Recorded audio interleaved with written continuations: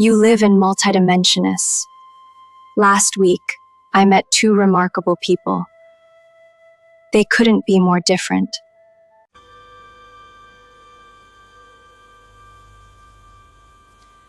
The first was a woman who made her fortune in clothing. She discovered that many garments are made under terrible conditions.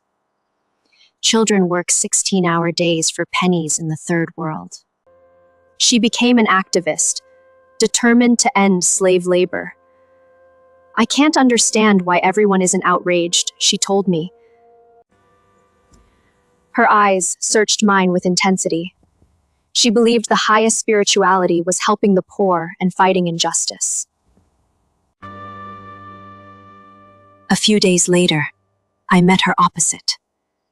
This man was a healer who worked from a distance. Born in South America, he discovered he could see energy fields as a child. He worked in business until he fell ill at 40. A healer cured him without even touching him. From that moment, he dedicated himself to energy healing. He had a very different view of spirituality. Changes are coming on the astral plane. Science will decline after 2012, destroyed by its own excesses. He believed in detachment and withdrawing from the material world. He thought confronting worldly problems was hopeless. Here's what struck me. I agreed with both of them. They represent an important secret.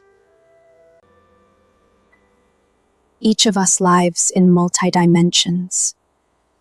We choose where to focus our attention. Wherever that focus goes, a new reality opens up. Both were solving the same problem in different ways. How do we stay spiritual despite materialism's demands? Both found viable answers, though neither held the complete truth. When I speak of dimensions, I mean domains of consciousness. Consciousness creates reality by choosing where to direct itself. One reality already contains every possible dimension. We don't create new ones. We bring existing ones to life. Let me name these invisible domains. First is pure being, awareness before it gains any qualities. Second is conditioned bliss, awareness becoming conscious of its potential. Third is love, the motivating force in all creation. Fourth is knowingness, the domain of inner intelligence. Fifth is myth and archetypes, society's collective patterns and energies. Sixth is intuition, where the mind grasps life's subtle mechanics. Seventh is imagination, the domain of creative invention. Healthy is reason, the realm of logic, science, and mathematics. Ninth is emotion, the domain of feelings. 10th is the physical body, sensation, and the five senses. Which realm is truly spiritual? They all interconnect seamlessly. Yet people often camp in one realm and claim spirit lives only there. The activist found her place in emotions and physical struggle. Poverty's daily reality moved her heart. Love motivated her, and intuition guided her path. The healer found his place in the realm of intuition. This is where subtle energies play and dance. His spirituality meant manipulating invisible forces that bind physical reality. Love drove him too, along with mythic guidance from angels. A skeptic might say these realms don't exist at all. If something doesn't exist for you, it truly doesn't. Let me share a simple example. A car crashes into a snowbank after a winter storm. The driver sits unconscious at the wheel. People gather and ask, "How did this happen?" One person points to tire tracks in the snow. The car veered off course. That's how this happened. Wrenched to one side. The steering mechanism was faulty. That's how this happened. Smells the driver's breath carefully.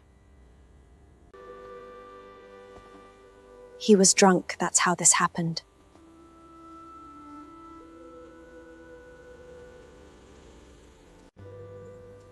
His motor cortex shows abnormality.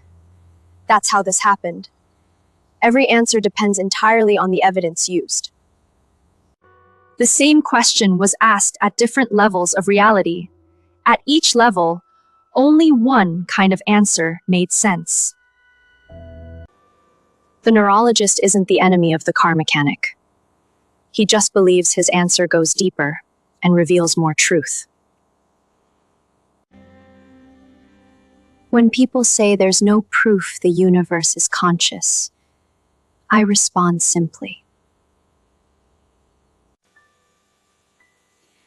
I am conscious, and am I not an activity of the universe? The brain operates on electromagnetic impulses, just like atmospheric storms. Science is one form of electromagnetism studying another form. A physicist once told me something wonderful. Science should never be considered the enemy of spirituality, he said. Science is its greatest ally. Science is God explaining God through a human nervous system. Isn't spirituality the same thing? A philosopher might argue that reality requires all layers of interpretation. The theory of one reality doesn't fight materialism. It expands it. That driver who crashed could have had many motivations. Maybe depression made him drive off the road deliberately. Maybe his wandering imagination distracted him while composing a poem.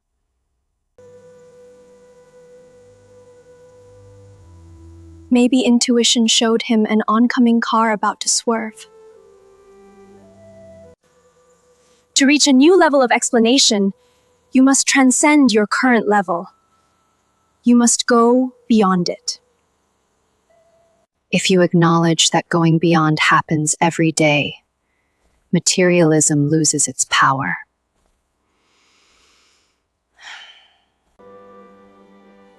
Your brain turns chemistry into thoughts this very second. That's transcendence in action.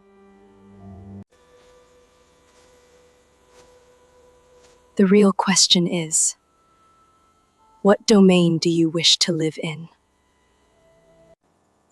To me, the ideal life is lived on all levels of consciousness. Your attention is not bounded or narrow. You open yourself to the whole of awareness. You have this opportunity right now. But by focusing on only one or two levels, you've let others atrophy. They've been squeezed out of your awareness. Your ability to transcend has diminished greatly. Often it's simply a matter of finding time. Scientists rarely give consciousness a second thought. They're wrapped up in lab work. Their plates are full, like everyone else's. Each dimension of your existence has its own purpose. Each offers fulfillment that's available nowhere else. These are the flavors of creation. In completely expanded awareness, every dimension becomes accessible. When the door to pure being opens, you know yourself as eternal existence. When bliss opens, you feel vibrancy in the midst of all activity. When love opens, you experience it in every aspect of life. Love becomes your primary motivation, beginning with yourself. When knowingness opens, you can access wisdom about anything in creation.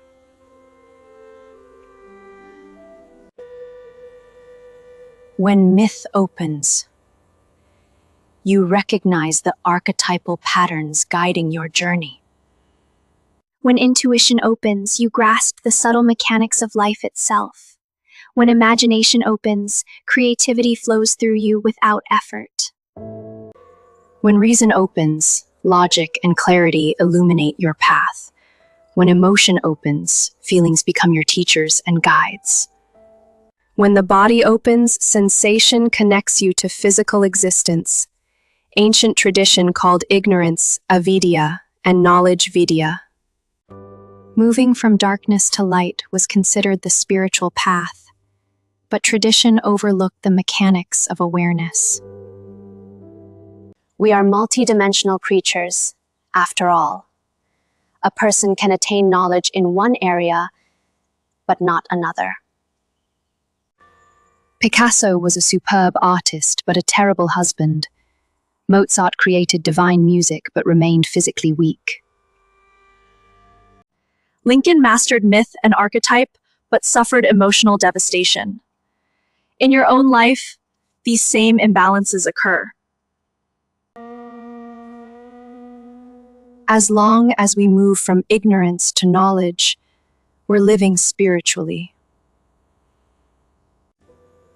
Christ, Buddha, and Socrates still speak to us personally.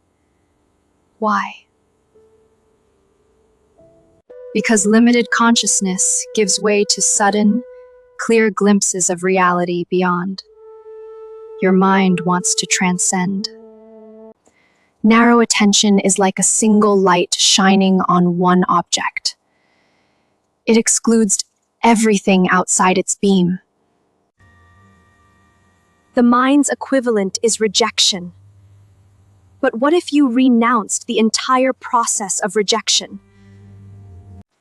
You would find yourself paying attention to everything equally. Rejection is just a habit. Without it, you can participate in life as it comes. Take each domain of awareness. Write down how you keep yourself from entering it. This way, you become aware of what limits your consciousness. By catching yourself in time, these reflexes can begin to change. Under pure being, you might write, I don't slow down enough.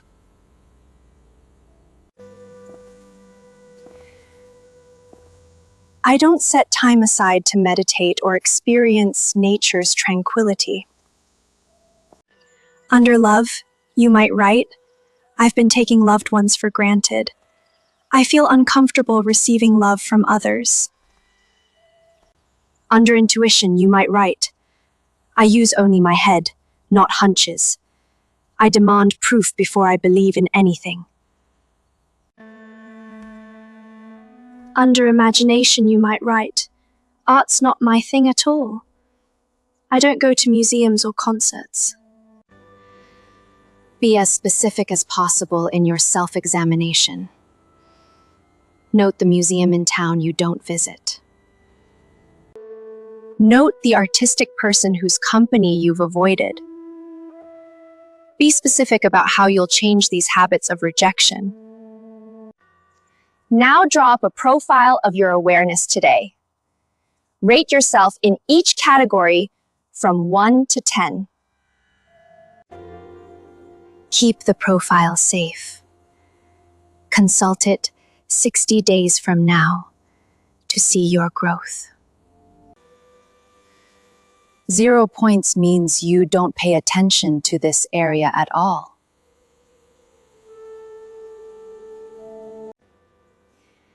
1 to 3 means you've had a little experience, but not recently.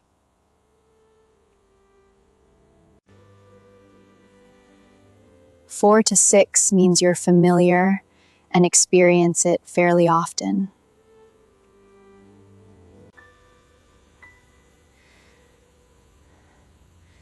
Seven to 9 means this is important and you focus on it a lot.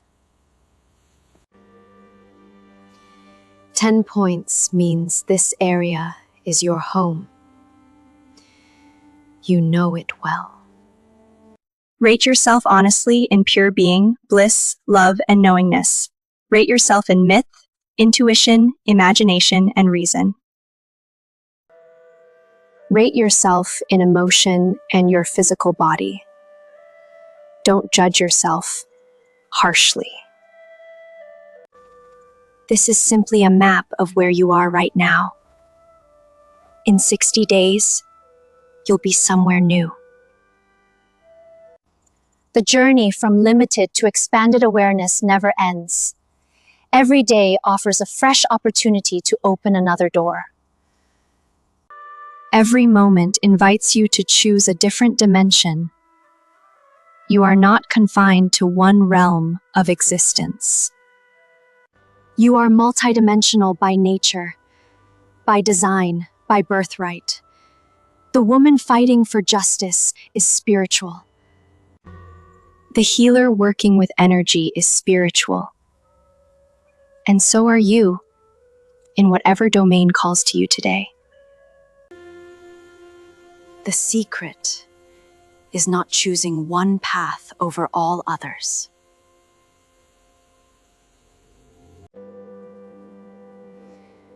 The secret is recognizing that all paths lead to the same source. The secret is knowing you can walk every path simultaneously. Stop rejecting the dimensions you've ignored. Stop limiting yourself to familiar territory. Open every door. Explore every realm. Live fully in all dimensions of your existence. That is the secret. That is the invitation.